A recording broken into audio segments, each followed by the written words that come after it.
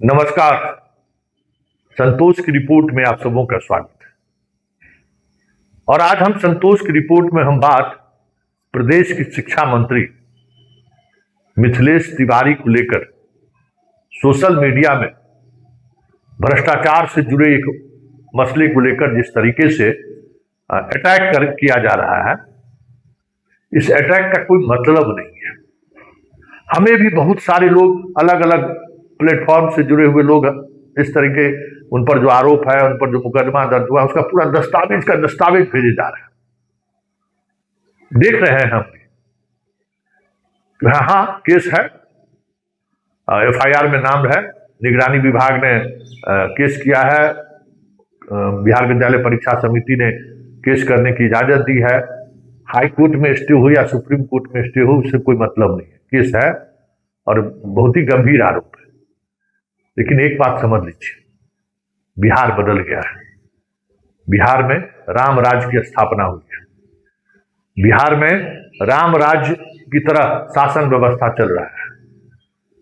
राम के उत्तराधिकारी के दौर पर जो सिंहासन पर बैठे हैं, वो कहते हैं कि हम 3C से कंप्रोमाइज नहीं करेंगे, कम्युनलिज्म से, क्राइम से और करप्शन से। कहते हैं, राम राज्य में लोग कहते हैं, अमल नहीं करते हैं। क्योंकि मिथिलेश तिवारी के बारे में जानकारी उनको दी गई है। कहते हैं अरे ये सब होता रहता है, ये कोई बात है, ये सब केस मुकदमा का कोई मतलब है? सही बात है। नीतीश कुमार या फिर लालू यादव के जमाने में कुछ इस तरीके की चीजें हुई तो कोई मतलब थोड़ी है।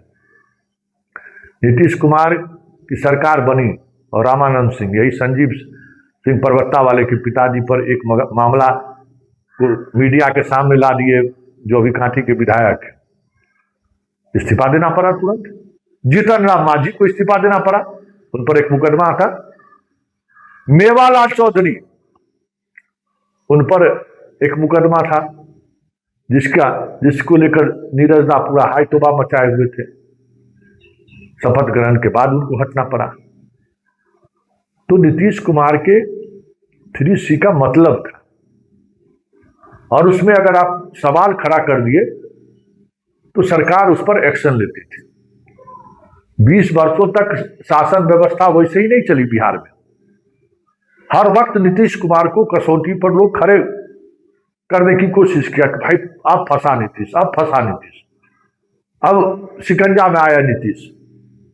उसी नीतीश के नक्शा कदम पर सम्राट चौधरी चलने की बात करते हैं रोजाना ना। हम नीतीश की सरकार में नीतीश के साथ चल रहे हैं। अभी विजय चौधरी का जुबान नहीं खुलेगा, अभी विजेंद्र यादव का जुबान नहीं खुलेगा, जदयू के किसी नेता का ये जुबान नहीं खुलेगा कि हम 3C से कंप्रोमाइज नहीं कर सकते हैं प्रेस कॉन्फ्रेंस के दिन। प्रेस कॉन्फ्रेंस भी नहीं होगा। अगर प्रेस कॉन्फ्रेंस होगा तो कोई मीडिया वाला ये सवाल नहीं करेगा, क्योंकि बिहार के मीडिया वाले ही तो तर्क दे रहे हैं कि शिक्षा विभाग में जो भी मंत्री बनता है ना, उस पर अनर्गल प्रलाप शुरू हो जाता है। उस विभाग में बहुत सारी स्वार्थी लोगों का जमाव रहा है। तो देखे नहीं थे मेवालाल जी को कैसे हटा दिया। तर्क लोग दे रहा है, बहुत सही कर रहा है, बहुत सही कर रहा है। ऐसे मीडिया वाले जो इस तरीके से उसके तर्क में लिख रहे हैं, जरूरी है। जमाना बदल गया है, सरकारें बदल गई हैं। अब जो सरकार हमारे सामने है, उस सरकार से ये सवाल करना ही बेईमानी अपने आप में। जिसको प्रधानमंत्री कहते थे घूसखोर, जिसको प्रधानमंत्री कहते थे चोर, उसको पश्चिम बंगाल में शपथ ग्रहण कराए हैं 3-4 दिन पहले।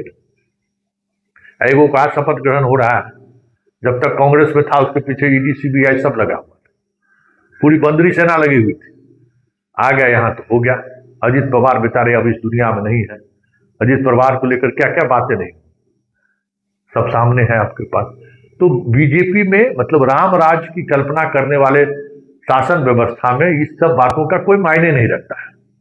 हाँ, अगर आप रावण के साथ हैं तो फिर आपके खिलाफ कार्रवाई होगी। राम और रावण का हम उदाहरण दे रहे हैं। राम और रावण कौन है, उसके सहारे समझ सकते हैं कि रावण के सेना में अगर हैं, ईमानदार भी हैं, कर्तव्यनिष्ठ भी हैं, वैचारिक रूप से लगातार राम के कार्यशैली पर सवाल खड़े करते हैं, तो फिर आपकी तो खैर नहीं है। जब तक आप राम की सेना में शामिल नहीं हो जाइएगा तब तक आपको जो है राहत नहीं मिलने वाला है।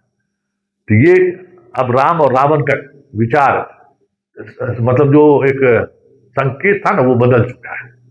राम कौन है रावण कौन है खुद आप तय करिए। इसलिए मिथिलेश तिवारी पर इस तरीके का अनर्गल प्रलाप करने का कोई मतलब नहीं है। शुक्र मनाइए कि इनको ये सब चीजें कोई जानकारी है। बिहार को ऐसा मंत्री बना है, मिला है, जो कॉलेज के स्तर पर किस तरीके का भ्रष्टाचार होता है, अनुदान को कैसे लूट होता है, कैसे कॉलेज का सेक्रेटरी और डायरेक्टर मिलके काम करने वाले शिक्षक को पेमेंट नहीं करता है, बंदरबाट कर लेता है दोनों मिलकर। कम से कम इस तरीके की चीजें के जानकार लोग तो सत्ता में आए हैं। जो पढ़ा लिखा लोग आएगा तो इसको पते चलेगा। तो आते ही इनको आइडिया है पूरा कि शिक्षा विभाग में माफिया कैसे बैठता है, बिहार विद्यालय परीक्षा समिति में क्या खेल होता है, किस स्तर पर खेल होता है, सब पता है इनको।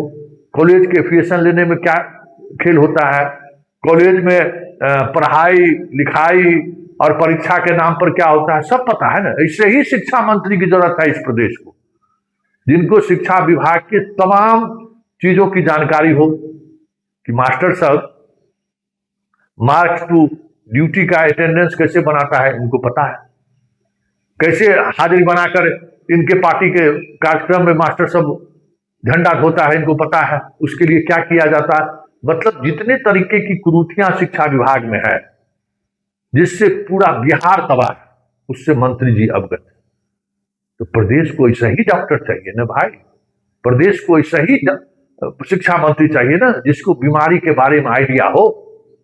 अब जिसको बीमारी ये नहीं पता है, सुनील कुमार जैसा आदमी जिसको बीमारी ये नहीं पता है, सब दिन जीवन भर किए पुलिसिंग, चलाए डंडा, किए FIR, बना दिया नीतीश कुमार उसको शिक्षा मंत्री।